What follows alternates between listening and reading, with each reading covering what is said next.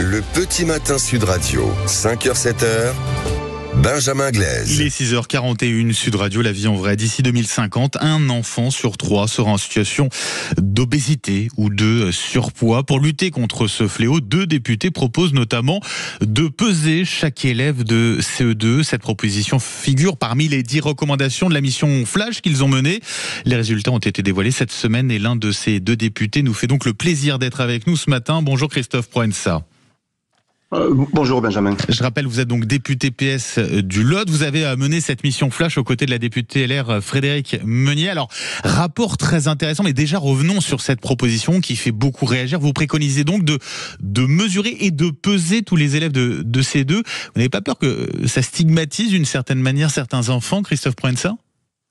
Non, ce qui m'étonne, c'est que justement, ça interroge, puisque c'est quelque chose qui existait. On a tous connu les visites médicales à l'école et le suivi d'une cohorte d'enfants. Donc, le seul objectif, nous, qu'on a, c'est que les enfants soient pris en charge et soient vus pour leur santé dans le cadre scolaire entre la grande section et la 6e, où actuellement, des enfants passent plusieurs années sans contrôle médical.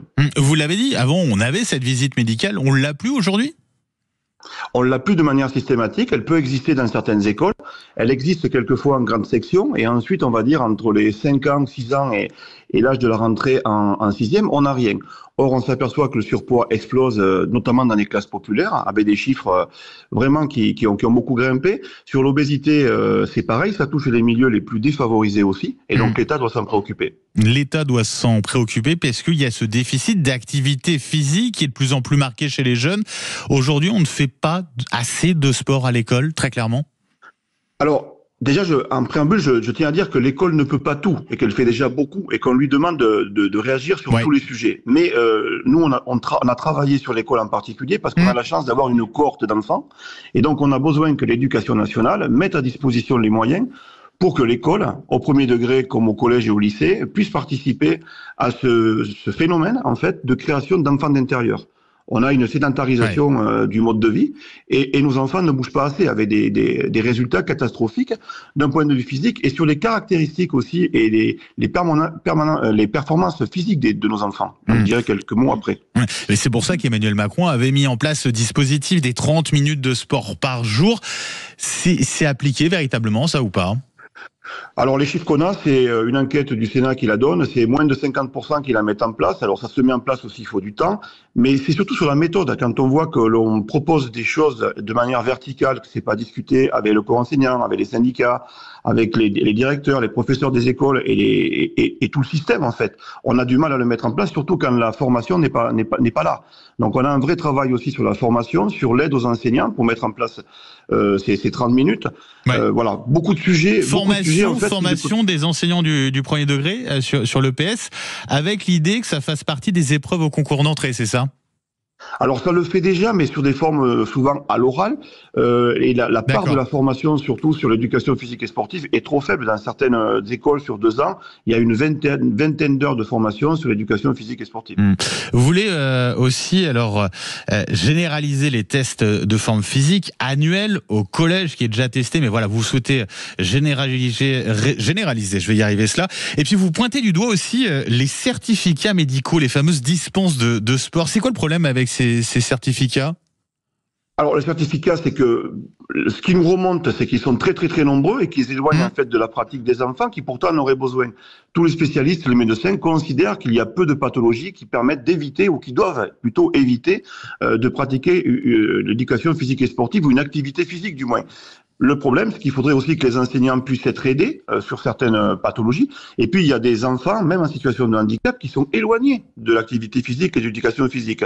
On a eu les JOP cet été, tout le monde s'est réjoui des performances des champions, mais dans la réalité, la pratique sportive, pour beaucoup, est mise de côté. Est-ce que vous avez estimé le coût de l'ensemble des 10 recommandations que vous faites dans ce rapport ? Alors, de manière très objective, pas surtout, évidemment, parce que des choses peuvent coûter très cher, comme d'autres beaucoup moins. Lorsqu'on parlera d'équipements structurants, parce que c'est aussi très important, on a besoin d'équipements structurants, notamment dans nos territoires ruraux, et on a besoin d'un vrai plan de l'État là-dessus qui aide les collectivités locales. On a aussi des choses qui coûtent pas cher. Les 3 heures d'éducation physique et sportive dans le programme de primaire, actuellement, sur l'enquête qu'on a faite, n'est appliquée que dans 50% des écoles. Pourquoi ? Parce qu'il y a une pression, notamment de l'administration aussi, et de l'éducation nationale, sur des matières dites nobles. Et donc, on va travailler les maths, les français, de manière plus prépondérante que l'activité physique. Et je crois que c'est une erreur. Et je crois que c'est le positionnement de l'éducation physique et sportive et du sport en général que l'État doit remettre en haut de la pile, en fait. Ouais, mais le gouvernement, il va vous dire quoi, Christophe Proença ? Il va vous dire, on n'a pas l'argent ? Alors il y a des choses, comme j'ai dit, qui ne coûtent pas si cher que ça, et même la ministre, dans un entretien que j'ai pu avoir avec elle à l'Assemblée nationale, puisqu'on l'a auditionné aussi, nous a dit qu'elle allait peut-être généraliser, je vais la rencontrer, les tests physiques. Il faut savoir que nos enfants ont perdu 35% de capacité cardiovasculaire en 35 ans. C'est énorme. Ouais. Donc ça pourrait faire l'objet être repris par le gouvernement pour un projet de loi ou faire l'objet d'une proposition de loi ?